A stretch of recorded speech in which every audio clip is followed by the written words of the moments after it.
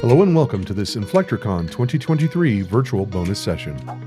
Inflectorcon will be held from April 19th through the 21st in Washington, D.C. on the campus of Gallaudet University. We are looking forward to 3 days of customer training, partner meetings, industry sessions, networking, and more. Check us out at www.inflectorcon.com. This session is led by Paul Maxwell Walters, Senior QA Engineer at Practera. Let's get started with Paul's virtual bonus session entitled Putting the Explorer Back in Exploratory Testing. Welcome to Inflectorcon 2023. My name is Paul Maxwell Walters, and my talk will be on putting the Explorer back into exploratory testing. I am a lead engineer at Practera, a company that's in the educational space, based in Sydney, Australia, but with colleagues throughout the world. Before then, I worked in agri-tech, banking for a while, and before then in digital media, always as a tester. So what is exploratory testing? Myths and misconceptions, bringing structure to your exploratory tests, variables, heuristics, and tools, an exploratory test of a VR app. These are the things I will be covering today in this talk. So what is exploratory testing?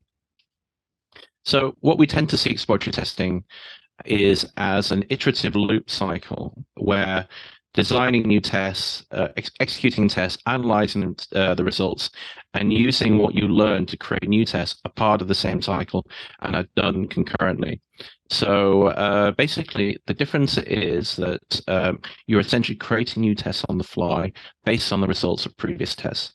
Now, and in which the emphasis is on exploring the product, learning about the product, and finding areas of concern, areas of risks, possible bugs in places that you may not have thought of if you're doing scripted tests. Now, it's in terms of the techniques and heuristics that you would use, it's not dissimilar to pre-planned tests. You do still have a test design stage, but the difference is that test design, execution, and learning are inseparable. Based on the results of previous tests, you would use that to influence further test designs and further execution and gradually grow your knowledge of the product under test. The term itself was coined by Ken Kainer, the testing academic, back in 1998, although the practice is deemed to be much, much older. At some level, every tester does some form of exploratory test, even if they are unfamiliar with the term. So let's talk about definitions and the evolution of exploratory testing. We'll take a look at definitions from various thought leaders and various positions within testing and talk about how they're developing over time. So we'll start off with the ISTQB glossary definition, and that states an approach to testing whereby the testers dynamically design and execute tests based on their knowledge, exploration of the test item, and the results of previous tests, which is a bit similar to what I described earlier. Ken Kainer, James Bark, and Michael Bolton in 2006 defines it as testers being given the personal freedom and the liberty and the responsibility to continually optimize the value of their work, and treating learning, test design, and test execution as mutually supportive activities that you run parallel. So in a sense, they broaden the definition and they put the emphasis on giving the tester the freedom and responsibility to explore and to encapsulate learning, test design, and test execution as things done in parallel and as ideas that support each other. So, in fact, rapid software testing, which is the school that was developed by James Bark and Michael Bolton, they, in a sense, they deprecated the term exploratory testing to just testing in 2015. And therefore, all testing is deemed, all good testing anyway, is deemed as exploratory. So you have the process of evaluating a product by learning about it through exploration, experimentation, questioning, study, modeling, observation and inference, output checking, etc. So in a sense, what they've done is they've dispensed with the old wrote sort of writing a test case in advance and executing them, and they've replaced all of that with exploratory testing, and that is the definition of testing, the concept of test design, execution, modeling, inference, observation, all within the same thing, done at the same time. So let's talk about some of the myths of exploratory testing. There are quite a few. They do taint what people do and how they practice exploratory testing in their companies. So there is a myth that's quite bad, that exploratory testing is just mindless clicking.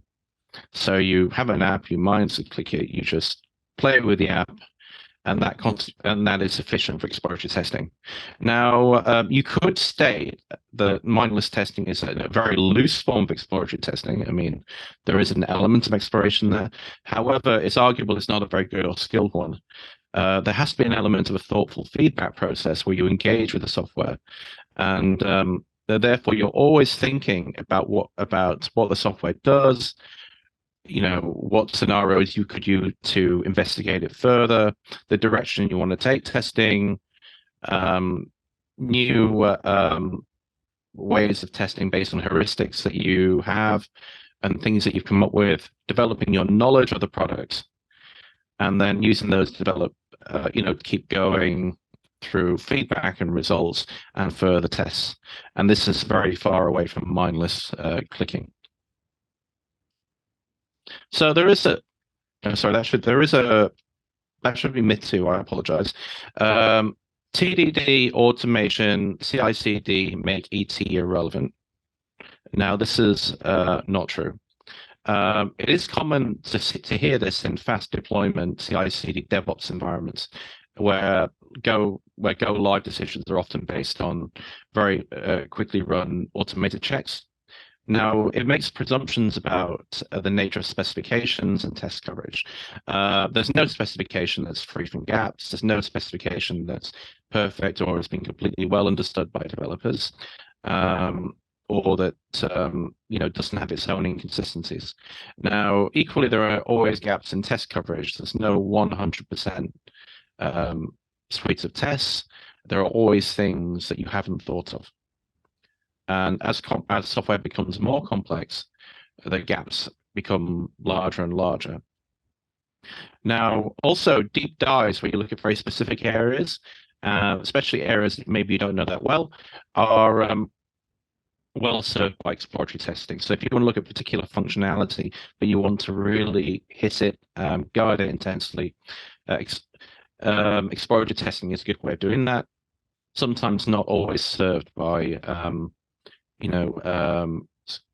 upfront scripted test techniques. Many ideas also only come when you're exploring a product. So there are lots of areas of testing, and there are lots of things you think of on the fly that maybe you might be discouraged in scripted tests. You have to get done at a certain time. But when you're exploring a product and you've been given the liberty to explore the product and a specific time just to do that, those test ideas can come flooding to you, and you do have time to investigate those and execute them and see what the results are. And they can be very fruitful. They can find lots of defects that pre-written scripted tests would struggle to find. So there is another myth, which is that ET is informal, only done after formal tests. Now, this is not true, although a lot of people do practice it this way. Now, ET can, in principle, be performed anywhere in the dev life cycle. You could use it for code reviews. You could use it to study requirements documentation, analyze them, find errors in them, think of new things to look for.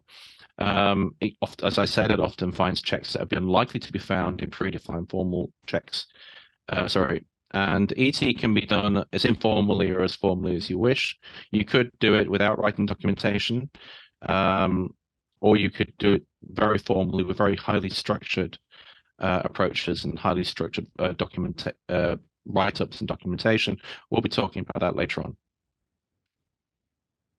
So there is another myth, which is exploratory testing can only be done by testing specialists. This might be the most dangerous and pernicious myth. Anybody with some instruction and a creative mindset and a bit of exploration, tenacity, can do ET, and that includes non-testers. There is no reason why a non-tester with a bit of help from a tester, or you can't be trained to do this. In fact, in my team, I've done workshops working with devs to teach them how to do exploratory testing, and they have been very receptive to it. So let's talk about structures, tools, heuristics. There are some great tools to help, and we'll talk about what heuristics mean. We'll talk about how you can structure your tests in a way that you can provide good feedback that tells a story about what you tested. And these things are important. So one of the most common methods of structuring exploratory tests is known as session-based test management, SBTM. It was developed by James and John Bach in the year 2000. So you define exploratory test as a time-boxed session with, at the very least, a session charter, which is a mission statement saying what you're going to test, the purpose of the test, and a scope, which is features or environments, a time limit, so you time box tests, so that you have the liberty to do them within that period, but after that you can move on to other things without guilt. And if you need it, test data, environment setup, etc. So anyway, this is attribution to Elizabeth Hendrickson. I used some of the slides from a few of the slides from a talk that she did. She defines a good charter, which is the first of the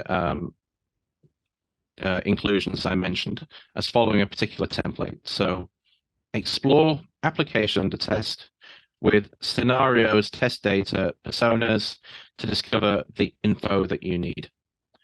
And in this case, she uses particular examples. So with a payment flow, she states, explore the payment flow with different sequences of events to discover problems with transactions. Now, what this means is that you have to think clearly about what you're testing, what tools you need to do it, what scenarios you want, and directly the information that you want to get back.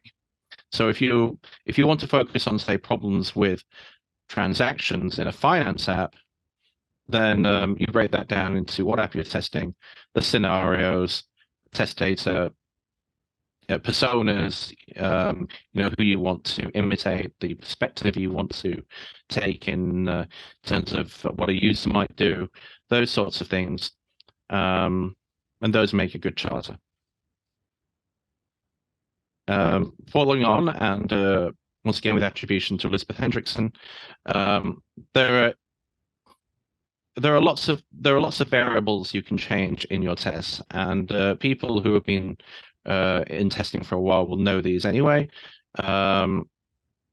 So things like data fields, values, data size, formatting, position, location, levels of nesting, numbers of files, storage location, runtime environment, permissions, etc. All of these things can be amended. Or can be used as a focus of writing scenarios that could potentially reveal issues with the application.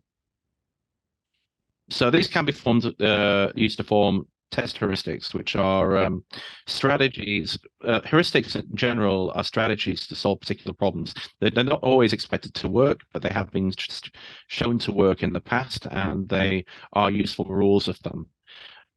Test heuristics are strategies to look at where we can amend things that may cause problems with the system.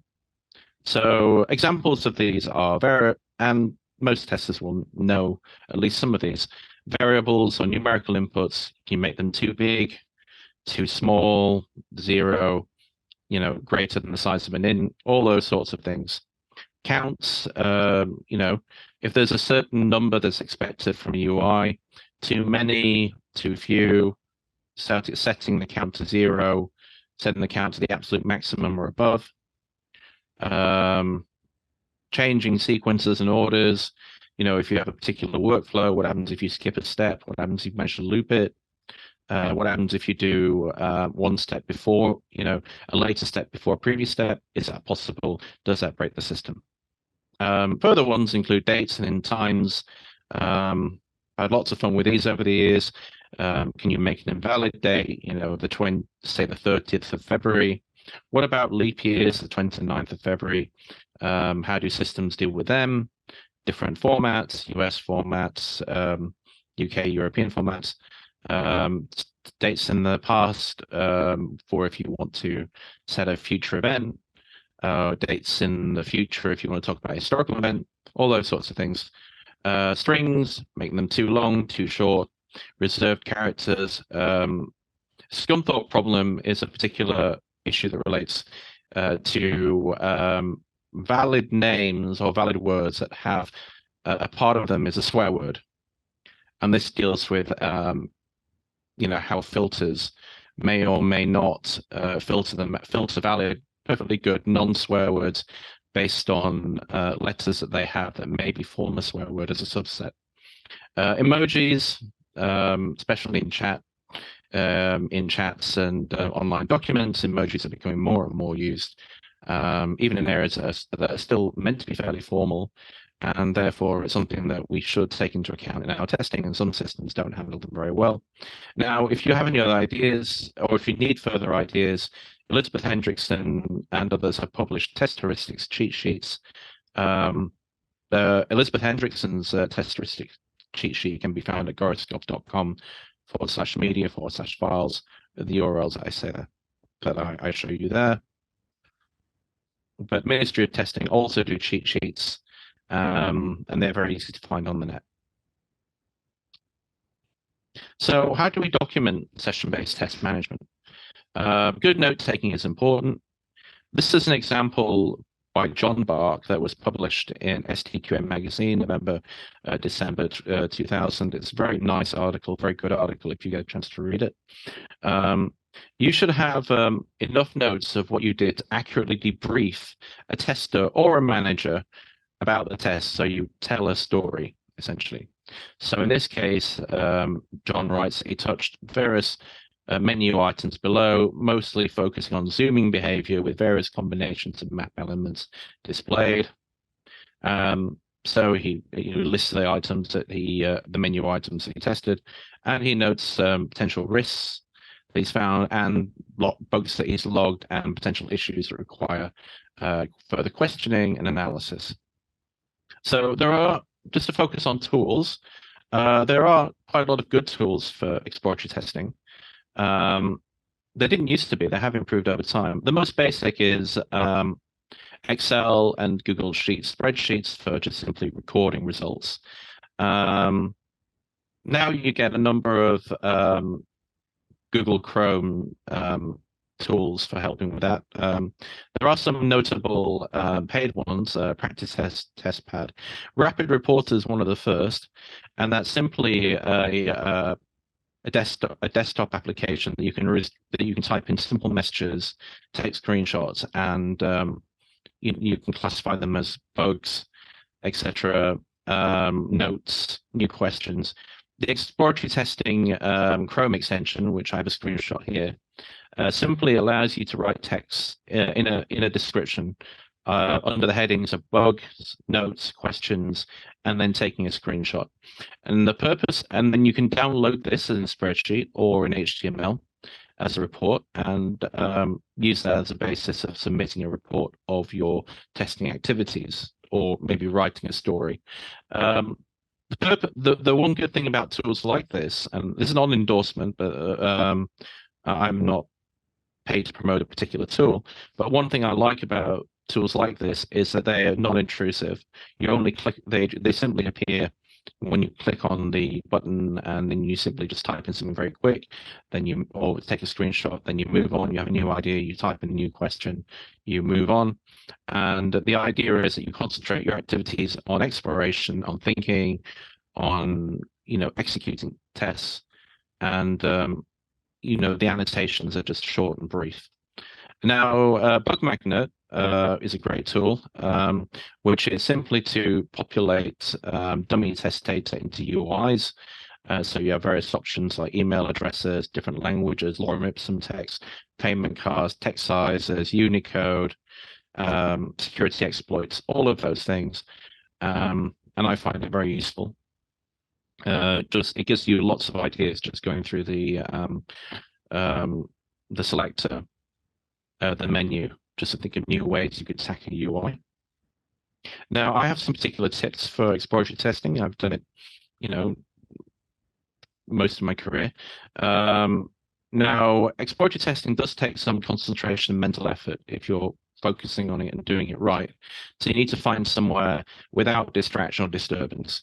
Now, obviously at home, it's easy just to close the door and concentrate on doing a series of tests this way.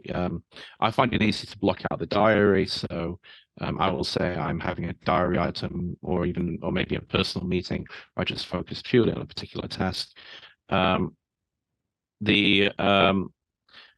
If you're in an office, it can be a bit harder to focus purely on the tasks. Maybe some people manage by putting headphones on, or to block out the external world, or maybe finding a meeting room. I used to do that, find a free conference room, and then just work in there.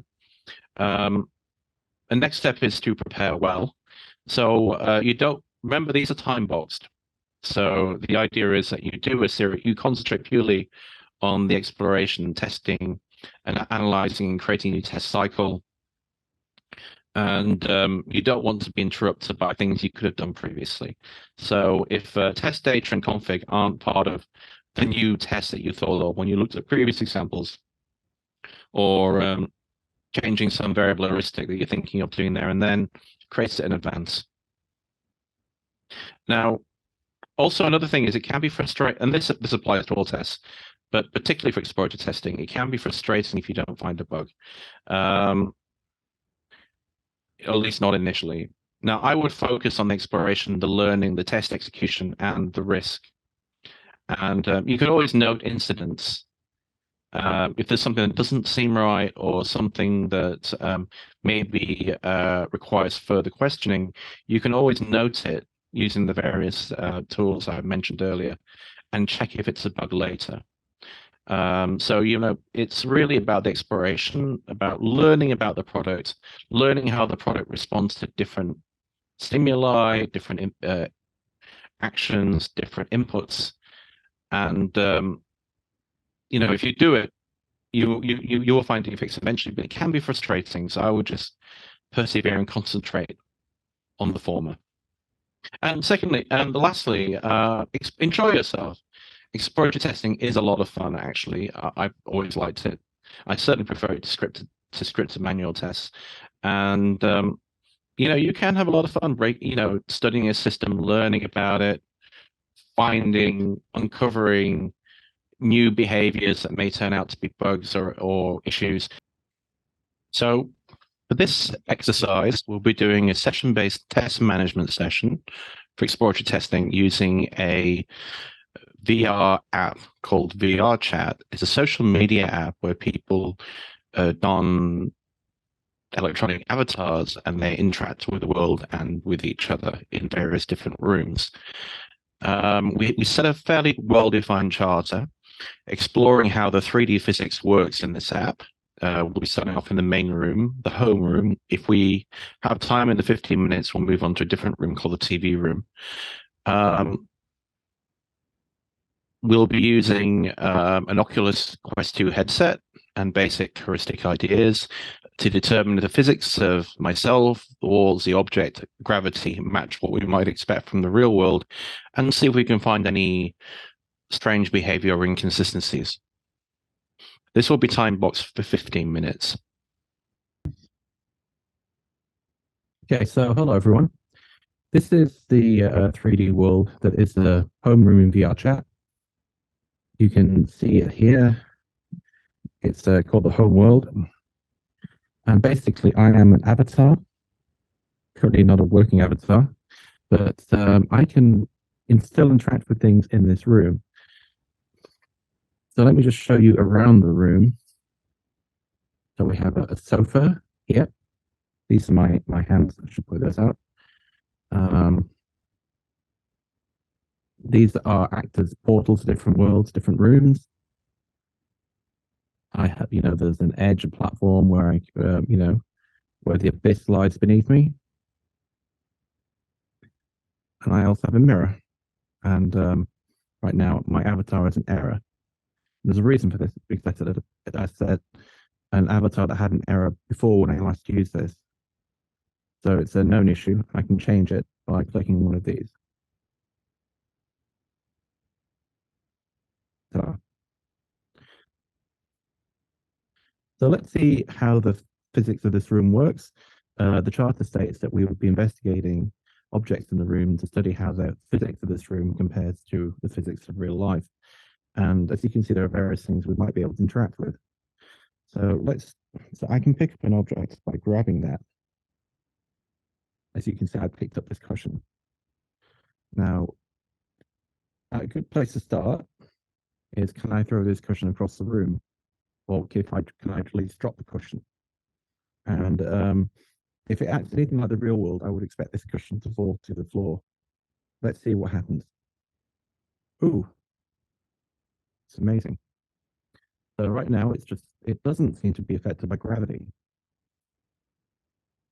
Now, the next thing I would do in exploratory testing is think, what else can I do with this cushion that maybe I would not be able to do in the real world? Like, could I throw it, for instance? If I throw it, it should be able to sail across the room.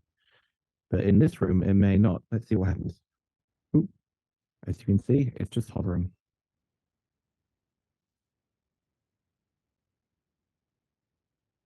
So I wonder what else we can do in here. We have what appears to be some sort of fish tank, or some sort of fish tank shaped thing with two avatars inside advertising a watch party. Okay. I won't go into it because I may end up in a different. Actually, I may not, because it's not the right time. But I wonder if I can pass this object into it. I can. So this object doesn't, there are no, what appears to be a glass wall or something clearly isn't. I wonder if I can throw this into the wall. In the real world, it would bounce off. But I wonder what would happen if I pass it in here. Now, each of these will be written as separate steps, and I will write them as separate steps and publish and show the reports at the end. Ooh, that's great. So I can pass this object, which in the real world would be a solid object, into a wall. So I wonder, if I can pass objects into the wall, can I pass through objects that I probably shouldn't do in the real world? Like, for example, what about that sofa? Should I be able to pass through the sofa? If I go towards the sofa, will I bounce off? Will I stop, or will I just pass through it? Let's see.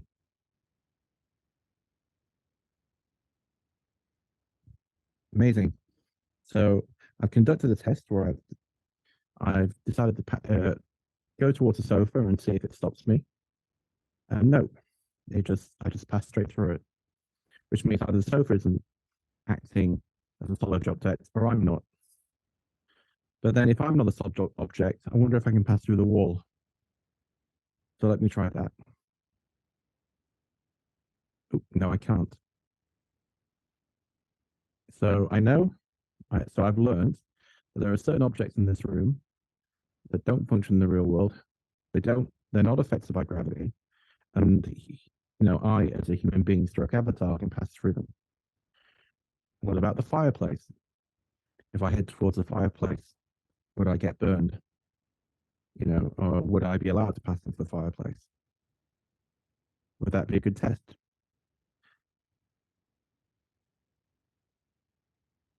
Let's find out.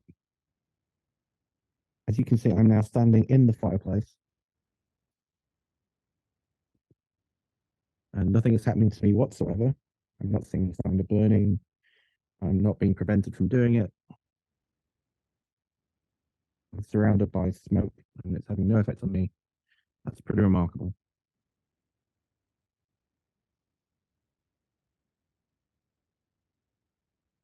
So that's pretty amazing. Let's see if I can, let's see if there's other things in this room that I can interact with. Can I sit on the chair? Ooh. So if I click a button, I'm now sitting on the chair. Although in the real world, I'm standing. But at least at least the chair in the context of this game, you know, has some real world elements to it. I can interact with it in a way that makes sense. So let's move on. So this room, I know for a fact that this room has different portals to other rooms. So one leads to a bird sanctuary, another leads to, one called Winter Company. One leads to sort of a room where two people just chat, and the music visualizer is just plays music in a big tunnel. So, I wonder if the walls will not let me pass through. I can pass my arm through, but I can't pass myself through. What about this, for instance? This spanner, this sign, or that pot? Let's have a go and see if I can pass through, or if I can interact with this large plant pot. So, right, looks like it's not stopping my arms from passing through. That could be seen as a problem. I wonder if it stops me from passing through, as the wall does. Ah! So what I learned is the plant pot doesn't interact with me in a normal way. And if I walk through it, I fall off the edge of the world. That's pretty remarkable. That's a whole new line of inquiry, that is. Because if I can jump off the edge of the world through a plant pot, is there anything else that's not stopping me from doing the same? Like, for example, I've now respawned, as they call it, back on the original platform where I first started this. Let's see if I can, for instance, let's see if I can walk off the edge, if these will stop me. In the real world, this fence will provide some sort of barrier. But does it stop me from doing it in the VR world?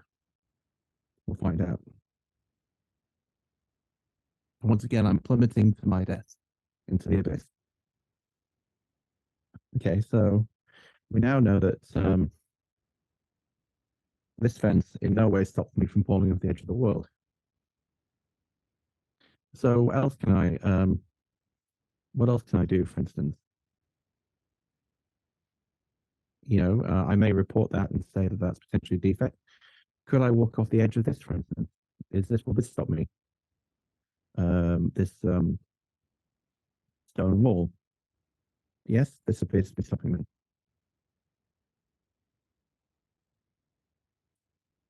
But I can jump. Can I jump off the edge? Should that even be allowed? We'll find out.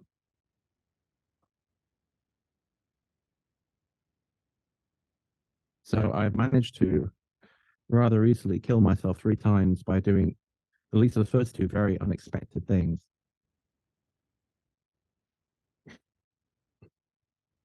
We have pens here and some sort of color palette.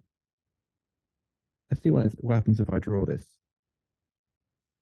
Let's see what happens if I draw in the wall, for instance.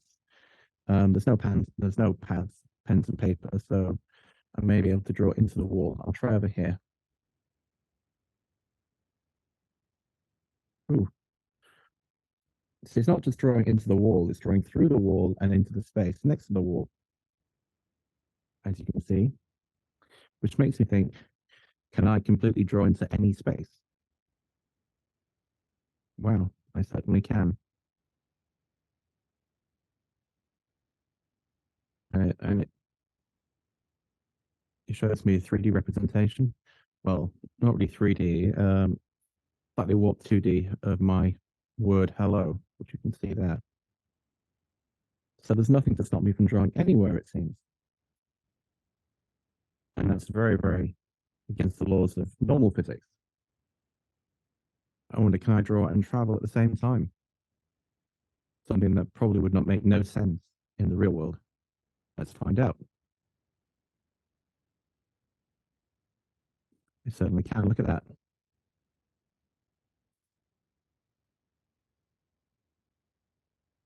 As you can see, I've been able to draw huge lines at eye level just by walking around the room. How strange. I suppose the next question is, could I walk off the edge? Let's find out. And if I walk off the edge still drawing the pen, what would I see? Let's find out. Ooh, I'm drawing myself off the edge of the world. And as you can see here, this is where I started. And down there is where the path that I fell, still drawing. And I reappeared here, and that's where I finished. So really, there is no barrier in this room to me being able to draw anywhere I like.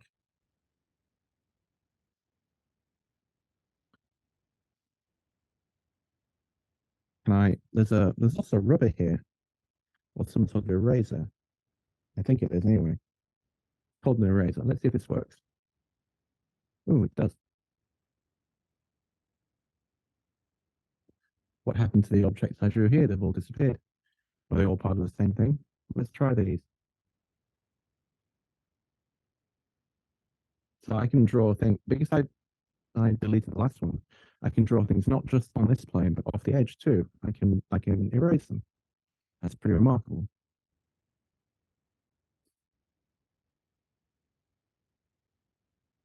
Let's see what else I can do. So I can select different avatars.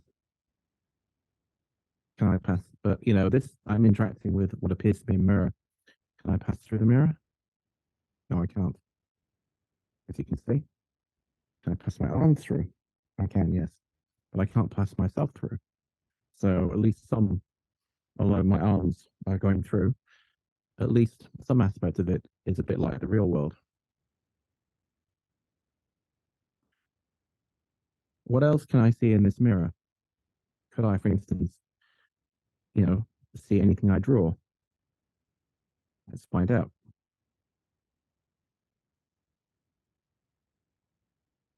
Apparently not. As you can see there, the mirror shows me, my avatar, but maybe apart from a small squint down there, it shows nothing that I draw. You can see some edges. They don't seem to be rendered right, but generally nothing is showing. And that's pretty remarkable, I have to say. So let's check on the time. So after completing the test, it actually took just under 15 minutes. So the allotted time box was effective. I've written up this report with each individual test I did, the method, and the outcome that I saw, an analysis to determine did it match the real physics? What does it tell me about the objects? Is it something that maybe could be raised as a defect, or at least asked with stakeholders and those who manage the requirements? So in terms of heuristics, I based these heuristics before I started. So I had an idea that I would interact with objects, try and pass through walls and floors, try and see through or reach through areas that might be impossible or blocked, testing gravity by falling and throwing objects, and trying to find areas that are out of bounds, which is a bit like this point 3, drawing and scribbling. Obviously, I know the game and I know some of the behaviors already. So these are the tests that I performed. Can I pick up and drop an object? And the object was a cushion. The outcome was that the cushion didn't fall; it hovered in midair. It didn't match any real physics, so it might actually be a bug. But then again, it is a computer game, and maybe the designers and those who wrote the requirements for it don't care particularly that it follows real physics. So that's something I would discuss with the manager or check the requirements myself to determine if that should be raised or not. I am making a presumption with this test for the purpose of this demo that I'm comparing against real physics. Can I throw a cushion? So I threw a cushion across the room. It remained in midair. Once again, this is at odds with real physics. Could I pass an object into what I first thought, glancing at it, was a fish tank. It's actually a watch party billboard. So I passed in a cushion. There was no solid object that prevented me from passing anything into the billboard. So that's fine. The cushion physics remains the same as previously. It doesn't appear to have any solid or appear to be solid or have any solid walls, and that's very much in keeping with objects in this world. Can I pass objects into the wall? Yes, I could. With realistic physics, it wouldn't be possible. I was able to walk through the sofa. At first, I wasn't sure if I wasn't solid or if the sofa wasn't solid. But when I was stopped by the wall, it's pretty clear that I was the one that was solid and the sofa wasn't solid. I was able to also stand in the fireplace, and there's no effect of that on me in the same way that if I stood in the fireplace in real life, I'll be burnt or prevented in some way. I was able to sit down in the chair. So for the purpose of sitting on the chair, it was a solid object.